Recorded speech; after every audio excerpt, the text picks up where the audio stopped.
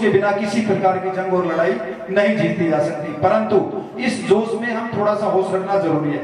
होश के लिए हमें तजुर्बा और मार्गदर्शन बहुत जरूरी है। ये जो हमारे मार्गदर्शक जन बैठे हैं, मंचा सिंह है, ये इसीलिए बड़ों का आशीर्वाद, सानिध्य और मार्गदर्शन लिया जाता है कि हम कोई गलती नहीं कर पाए। वर्तमान में जो हमारे युवा कर रहे हैं, उन युवाओं में यही बात है कि उनपे जोश है पूरा, तो इस जोश में वो दूसरे जाति समाज के लोगों से लड़ने पे पूरी तरह से उतारू। लड़ना हमारा मकसद नहीं है, ना बाबा साहब ने कहा है। बाबा साहब के संघर्ष का मतलब ये था कि आप शिक्षित बने, एक जगह रहिए और आपके हक अधिकार के लिए संघर्ष कीजिए। उसमें आप संघर्ष अपने हक अधिकार के लिए करें तो आपके द्वारा भी किसी के हक और अधिकार का हनन नहीं होना चाहिए। इस बात का हमें ध्यान रखना जरूरी है कि हम एक साथ सभी के साथ मिलजुल के रहें। इसी क्रम में एक प्रकरण अभी काफी चर्चित है, मेरे विभाग से भी जुड़ा हुआ है, जो घोड़ी प्रकरण चल रहा है। मैं उसमें आप लोगों को, क्योंकि काफी सारे सामाजिक कार्यकर्ता हैं, मैं आग्रह करूंगा कि उसको दो तरीके से निपटाया जा सकता है। प्रथम, व्यवहार कुशलता सबसे ज्यादा जरूरी है, वो प्रत्येक व्यक्ति के लिए जरूरी है, चाहे वो कमजोर है चाहे सक्षम है। यदि व्यवहार कुशल है तो वो आदमी सफल नहीं हो सकता और अच्छी समाज सेवा नहीं कर सकता। पहले हम ग्रामीण स्तर पे यदि जहाँ की समस्या है वहाँ हमारे गांव के लोग बैठ के उस बारे में बात करें, गांव के लोग बात करें। आप लोगों को ये चाहिए कि उसकी वीडियो रिकॉर्डिंग करें, उस बातचीत की वीडियो रिकॉर्डिंग करें। जिसकी मानसिकता नकारात्मक है वो निश्चित रूप से वहां नकारात्मक बोलेगा, तो आपके पास एक पर्याप्त एविडेंस हो जाएगी। उसके बाद वही सूचना गांव के सरपंच, पटवारी, ग्राम सेवक और आपका संबंधित थाना, एसडीएम, तहसीलदार सबको दें। तो निश्चित रूप से एक मीटिंग प्रशासन करवाएगा, उस मीटिंग में अपना मुद्दा रखें, उसकी भी रिकॉर्डिंग करें। उसके बावजूद भी यदि वो आदमी आपसे सहमत, आप अपनी विनम्रता बनाए रखिए। विनम्रता में वो ताकत है जो तलवार में नहीं है, क्योंकि तलवार और ताकत को ताकत से दबाया जा सकता है, विनम्रता और आपकी कलम को सिर्फ कलम और नियमों से ही दबाया जा सकता है। लिहाजा आप अनुशासित रहते हुए काम करेंगे तो आपके पास साक्ष्य होंगे। यदि कोई अपराध करेगा तो आप उसके खिलाफ कार्रवाई कर सकते हैं। और जो कहते हैं ना कि इसमें साक्ष्य एविडेंस चाहिए, वो एविडेंस आपने पहले की 2 मीटिंगों से जुटा ली। इसके लिए कि पहले लोगों से बातचीत का रास्ता रखें। दूसरा, जो सामाजिक कार्यकर्ता ये है, यहाँ है, मेरा उनसे अनुरोध है कि वो एक सामाजिक दबाव भी बराबर बना के रखें कि ये व्यक्ति अकेला नहीं है, इसके साथ पूरा समाज खड़ा है और उसके बावजूद भी हमसे बात कर रहा है, तो वो आदमी आपसे बात करने के लिए तैयार हो जाएगा।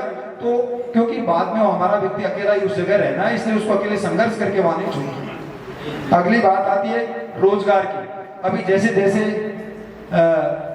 परिस्थितियां बदल रही हैं, रोजगार के जो अवसर है वो भी बदल रहे हैं, रोजगार की परिस्थितियां बदल रही है।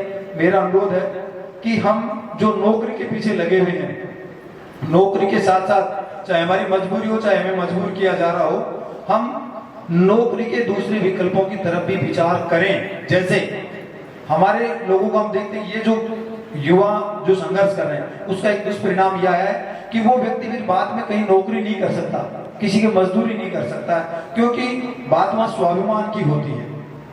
तो लोगों को प्रेरित करें कि जैसा भी रोजगार है, वो चाहे थड़ी ठेला लेके खड़ा हो तो शाम को 500 रुपए लेके जाएगा तो उसका घर में मान सम्मान होगा और परिवार में मान सम्मान बढ़ेगा। यदि 1 रुपया नहीं कमाएगा तो उसको कोई पूछने वाला नहीं है। इसलिए रोजगार के लोगों को जरूर कहें। और जैसी रोजगार अब धीरे धीरे गवर्नमेंट की तरफ से भी सरकारी नौकरियां कम हो रही हैं, तो हमारे लोगों को इस बात के लिए प्रेरित करना जरूरी है। आगे इस संदर्भ में मार्गदर्शन बाकी मंचासीन अतिथि करेंगे। एक महत्वपूर्ण बात है SC ST की, जो मैंने पहले भी कह दिया कि हमारे हक, अधिकार और परिस्थितियां समान है, लिहाजा हमें एक साथ होना चाहिए और इसके प्रयास हमें करना भी चाहिए। एक बात सामान्य परिस्थितियों में चलती है कि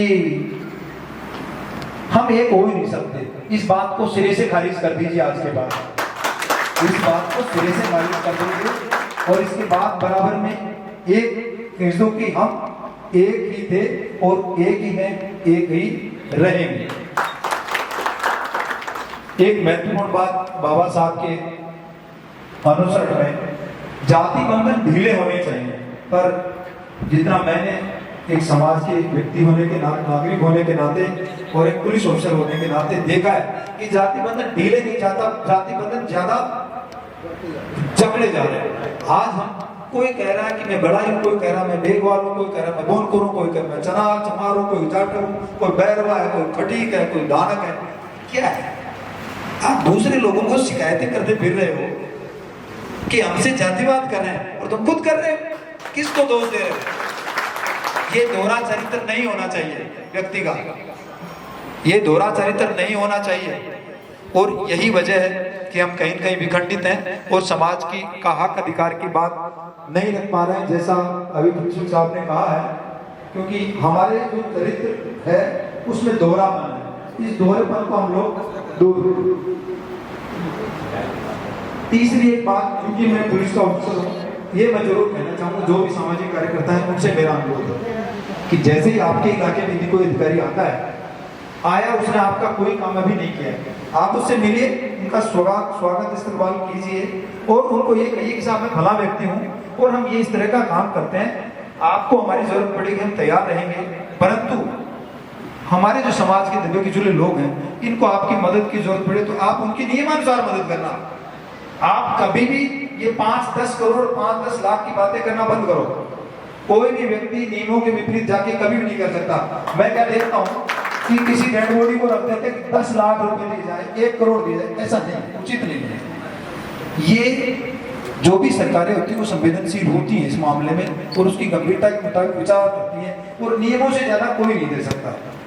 हमारी प्रथम मांग ये होनी चाहिए कि नियमानुसार कार्रवाई और उचित समय पर होनी चाहिए, उसमें देरी नहीं हो और उसमें किसी प्रकार की लापरवाही नहीं हो। लापरवाही करने वाला चाहे इंदिराज जी क्यों नहीं हो, उसके खिलाफ कार्रवाई की जाए, ये हमारी मांग होनी चाहिए। सबसे महत्वपूर्ण बात कि नियमानुसार कार्रवाई होनी चाहिए। हम उन नियमों को तो भुला देते हैं और दूसरी बेवजह की बातें करने लग जाते हैं, ये कहीं ना कहीं कोई हमें दिग्भ्रमित कर देता है। इसमें दिग्भ्रमित नहीं होना, चूंकि सामाजिक कार्यकर्ता बैठे इसलिए मुझे कहना है। अभी भाई हरीश पैड़ा जी यहाँ बैठे हैं लाडनू से, एक दिन लाडनू का कोई प्रकरण था, मुझे किसी अफसर ने याद किया,